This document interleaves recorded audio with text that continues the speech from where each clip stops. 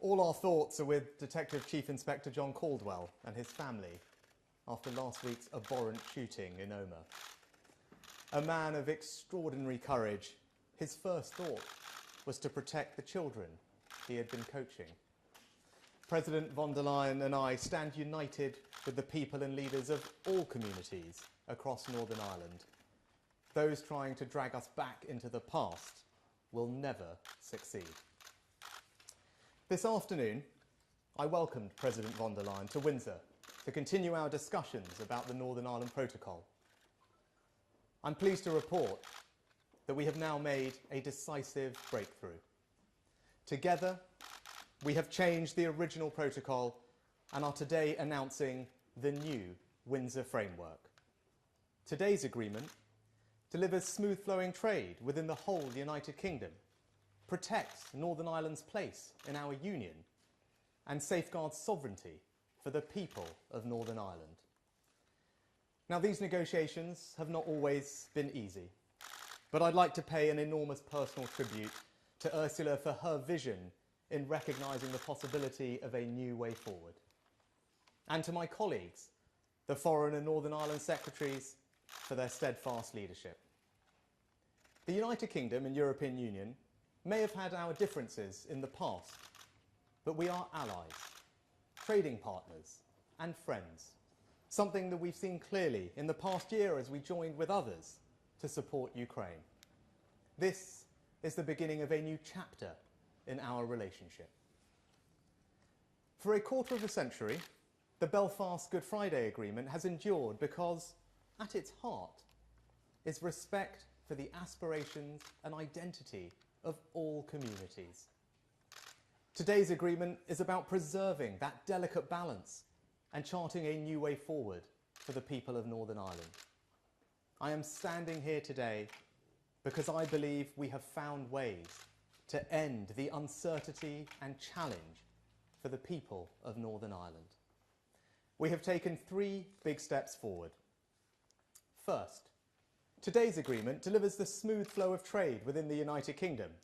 Goods destined for Northern Ireland will travel through a new green lane with a separate red lane for goods at risk of moving onto the EU. In the green lane, burdensome customs bureaucracy will be scrapped. It means food retailers like supermarkets, restaurants and wholesalers will no longer need hundreds of certificates for every lorry.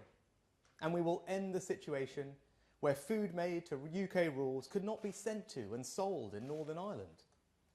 This means that if food is available on supermarket shelves in Great Britain, then it will be available on supermarket shelves in Northern Ireland.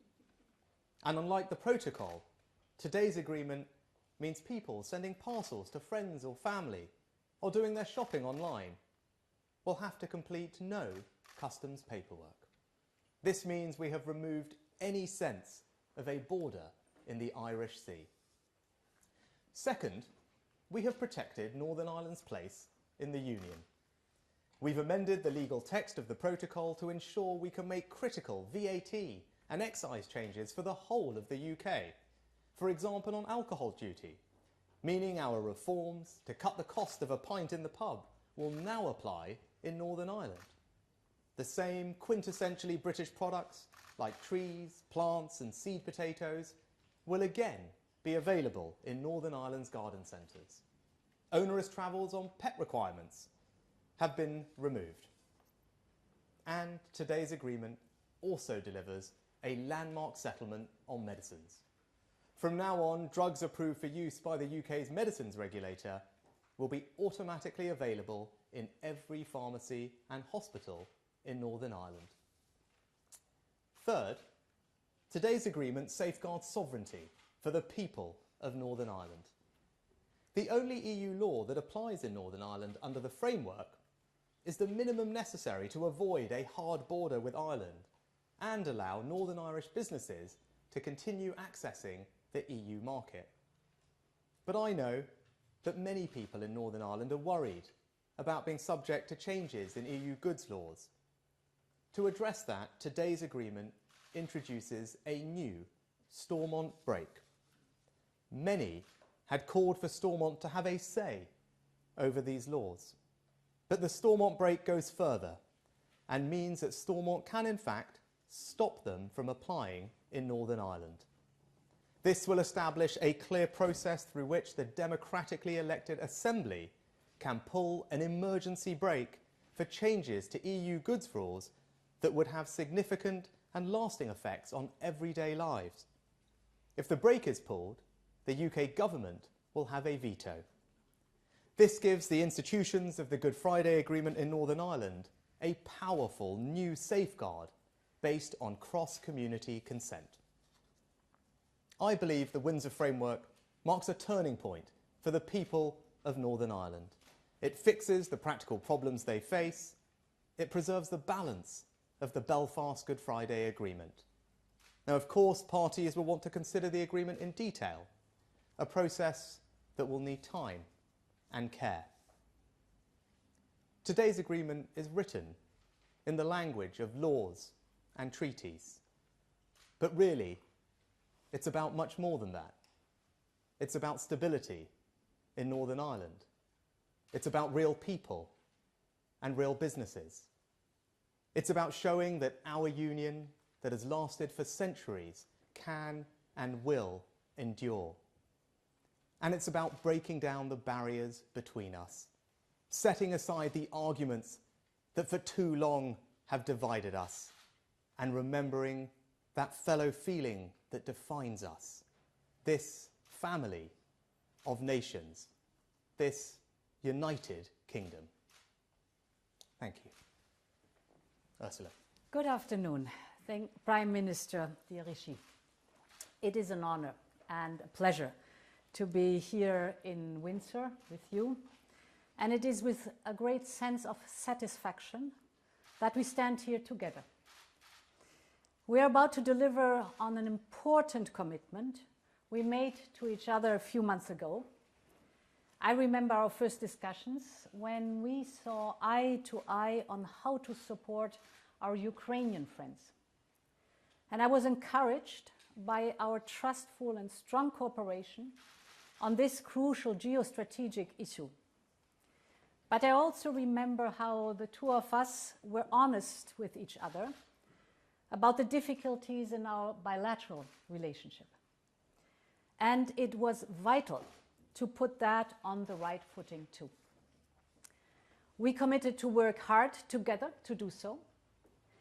We knew that for us to be able to make the most of the potential of our partnership, solutions were needed for the issues around the protocol on Ireland and Northern Ireland. We knew it was not going to be easy. We knew we needed to listen to each other's concerns very carefully. Above all, we had to listen to the concerns of the people of Northern Ireland.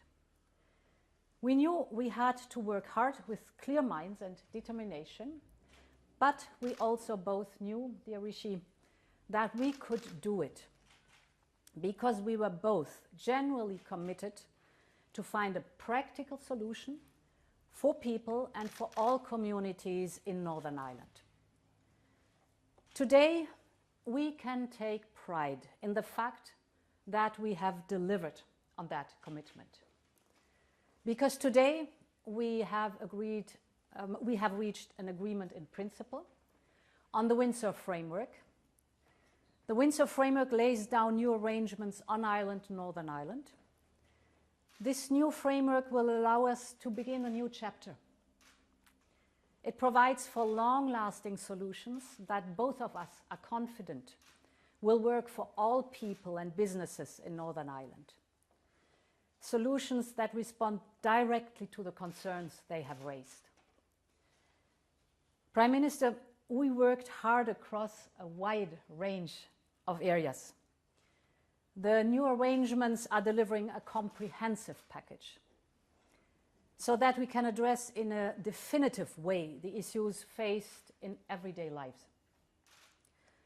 I will only mention two examples that I find most telling. Indeed, the new Windsor Framework will ensure that the same food will be available on supermarket shelves in Northern Ireland as in the rest of the UK.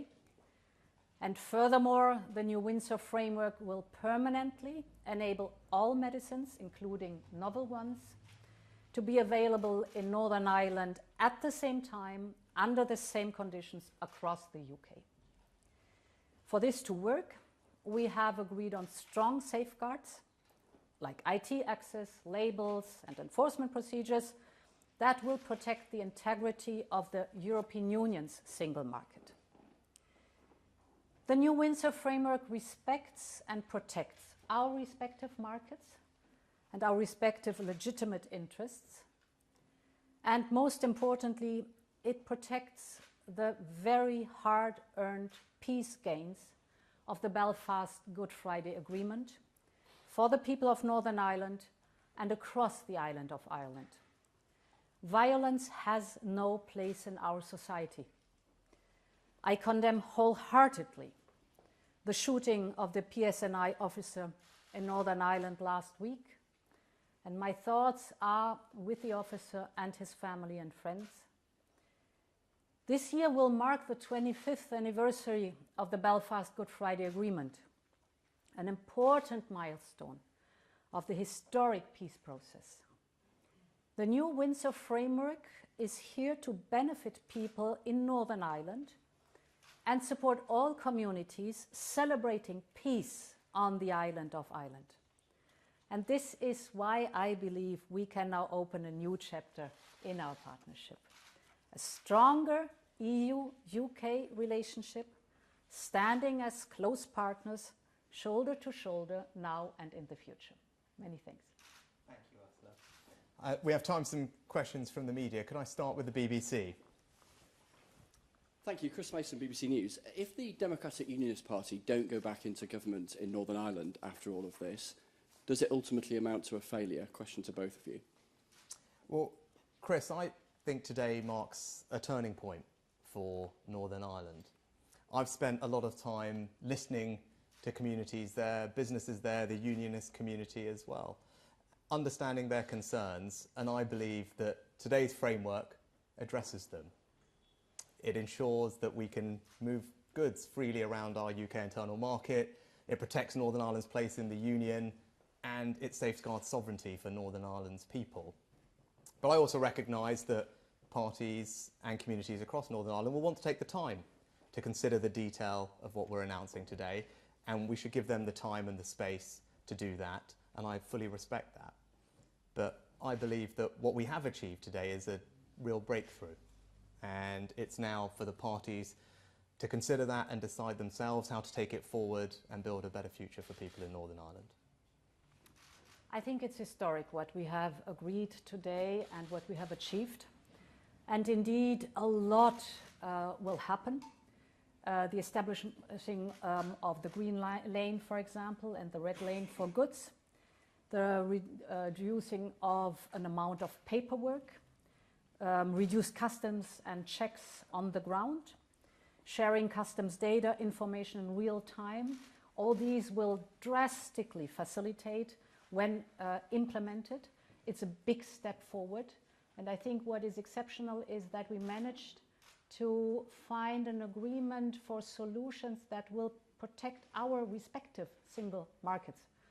And this is a lot, and therefore I really want to thank for the excellent cooperation, and I really want to thank our teams also for all the time they've invested, all the knowledge. The result is extraordinary. I'd echo what Ursula said about thanking our teams, and actually, Chris, to just building on what Ursula said, often we focus on the politics of situations, Westminster and all the rest of it, but this is about the people of Northern Ireland, about the communities, about the businesses there, and what's best for them. And I believe that the Windsor framework that we've agreed today really resolves the challenges that have been raised. It resolves all the practical issues on the ground. It puts people in charge of their destiny, and that's why it represents such a major breakthrough. And I hope everyone can recognise that and take the time to consider it. But this framework will start making a positive difference to people's lives in Northern Ireland almost immediately. And regardless of all the politics of this, I think that is something that hopefully all of us can recognise and celebrate. Can we turn next to RTE? Hello, John Corrine from RTE here. The unionists say they want to be treated the same, and it's to both leader. They want to be treated the same as any other part of the UK. However, Northern Ireland is the only part of the UK that shares a land border with the EU. So there will have to be some differences for Northern Ireland compared to the rest of the UK. Do you believe the Unionists will accept different treatment? And can you point to how, for instance, the European Court of Justice will have jurisdiction in Northern Ireland? Do you want me to take that first, Ursula?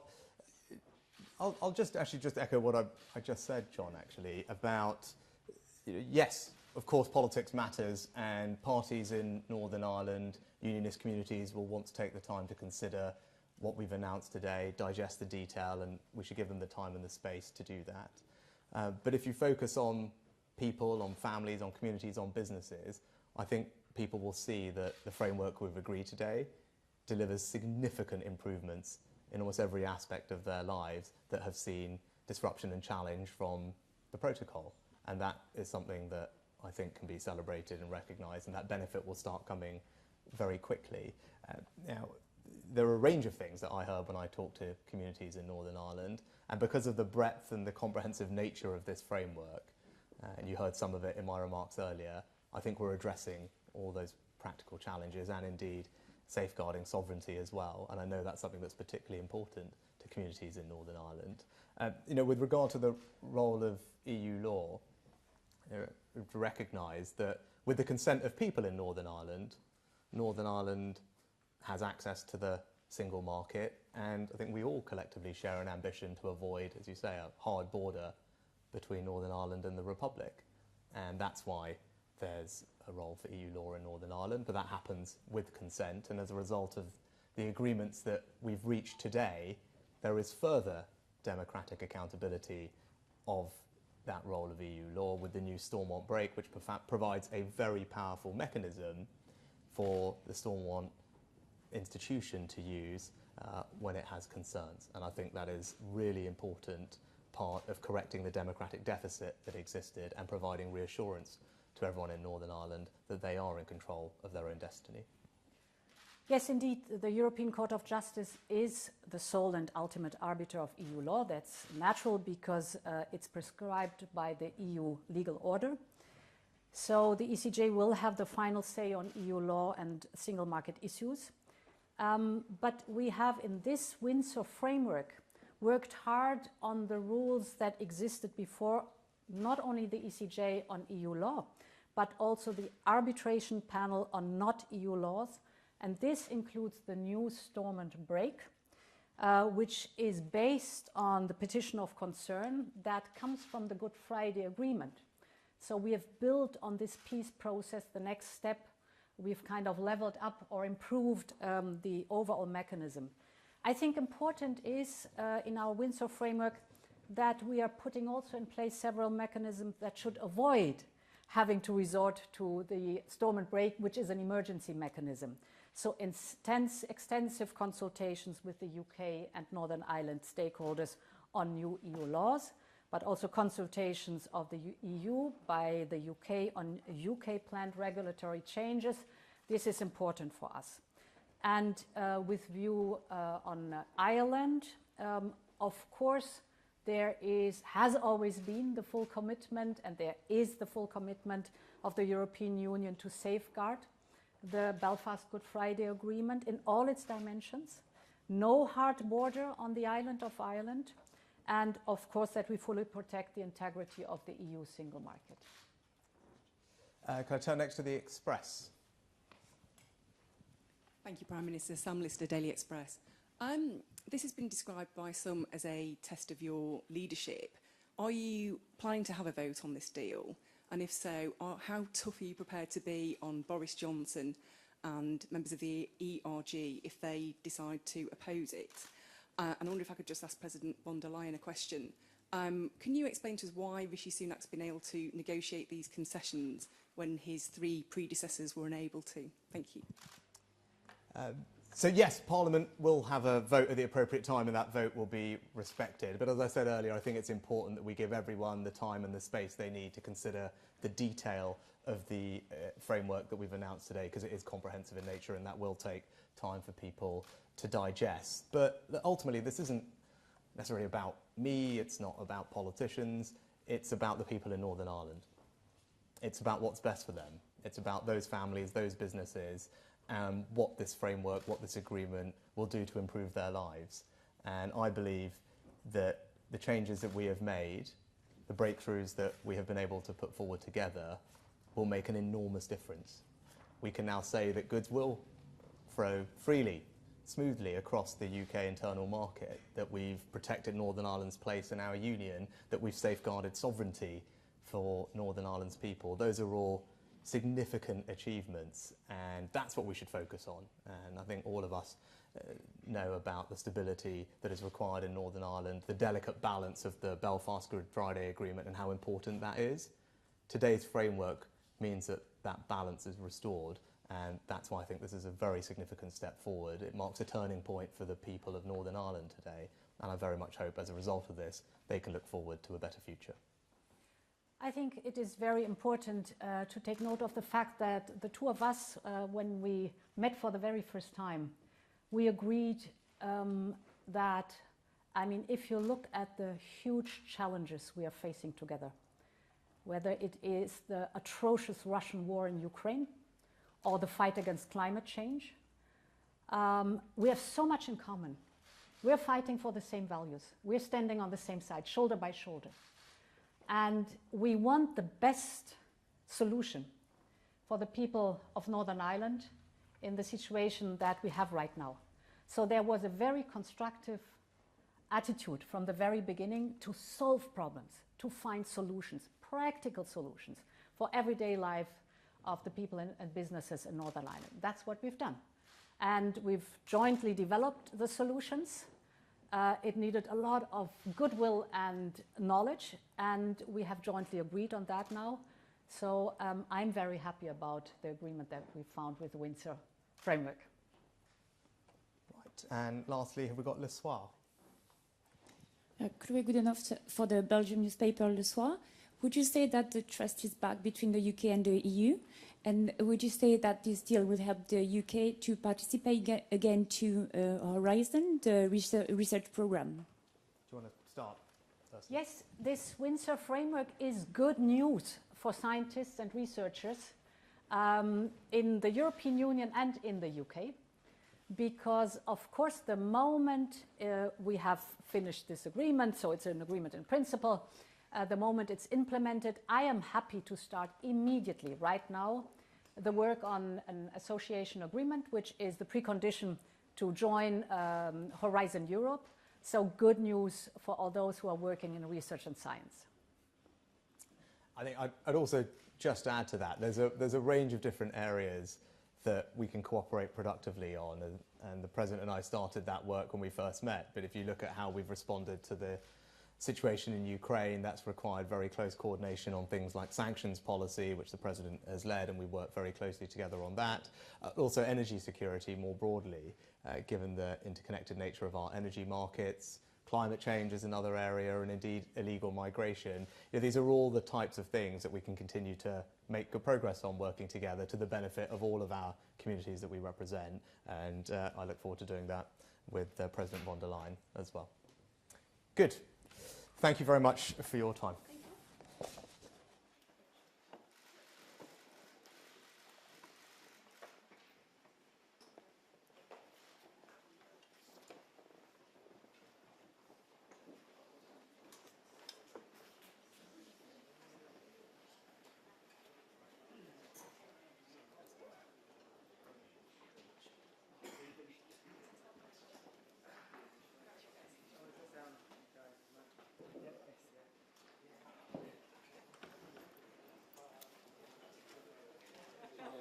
I did manage to shift a couple.